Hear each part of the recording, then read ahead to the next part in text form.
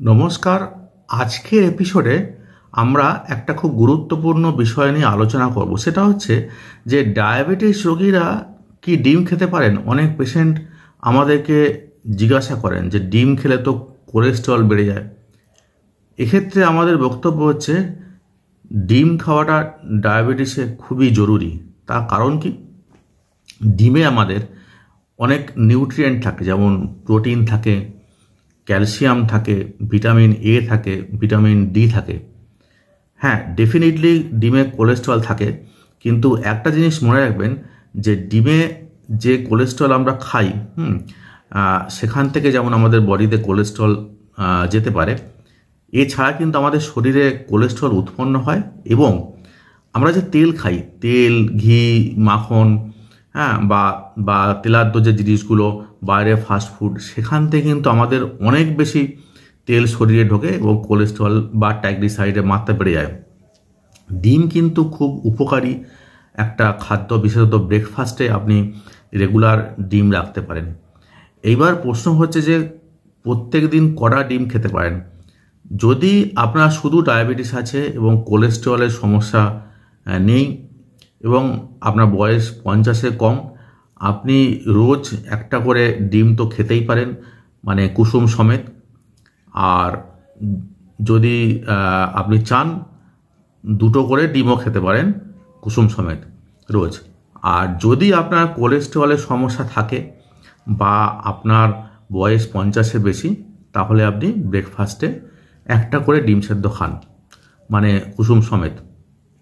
আর আপনি যদি শুধু সাদাটা খেতে চান, মানে কুসুমটা বাদ দিয়ে, সেক্ষেত্রে আপনি যত খুশি খেতে পারেন, তাতে কোনো অসুবিধা নেই, যদি না আপনার কিডনির কোনো সমস্যা থাকে।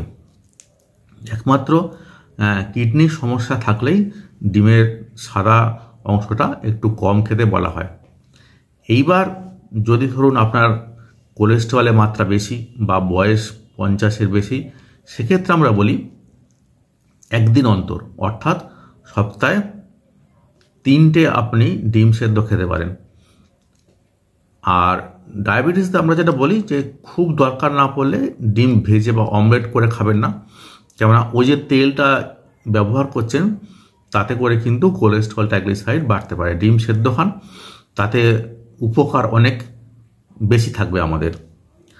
আর যদি মানে কারোর অলরেডি হার্টের ওষুধ খাচ্ছেন, অর্থাৎ তার হার্ট অ্যাটাক হয়েছিল বা হার্টের অন্য কোনো রোগ হয়েছিল, তার সঙ্গে ডায়াবেটিস আছে, সেক্ষেত্রে আমরা বলি যে সপ্তাহে 2টো করে ডিম সেদ্ধ খেতে পারেন, তার বেশি না খাওয়াই ভালো। আর চেষ্টা করবেন ডিম সেদ্ধ করেই খেতে, ডিম ভাজা করে বা অমলেট করে এগুলো খাবেন না। এবং ব্রেকফাস্টে ডায়াবেটিস রোগীদের জন্য ডিম খুবই জরুরি। তার কারণটা হচ্ছে যে ডিমে প্রধানত প্রোটিন থাকে এবং আমাদের প্রোটিনটাই বেশি করে আমাদের শরীরে দরকার যাদের ডায়াবেটিস থাকে। এইবার একটা গুরুত্বপূর্ণ প্রশ্ন হচ্ছে, যারা গ্রামের দিকে থাকেন তারা অনেক সময় দেশি হাঁসের ডিম বা দেশি মুরগির ডিম পান, বাজারে কিনতে পাওয়া যায়, বা এখন শহরেও অনেক জায়গায় কিনতে পাওয়া যায়।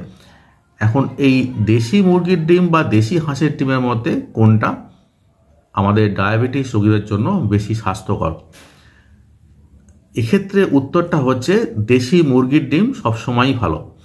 তার কারণ হাঁসের ডিমে কিন্তু কোলেস্টেরল এবং ফ্যাট দুটোই কিন্তু অনেক অনেক বেশি থাকে।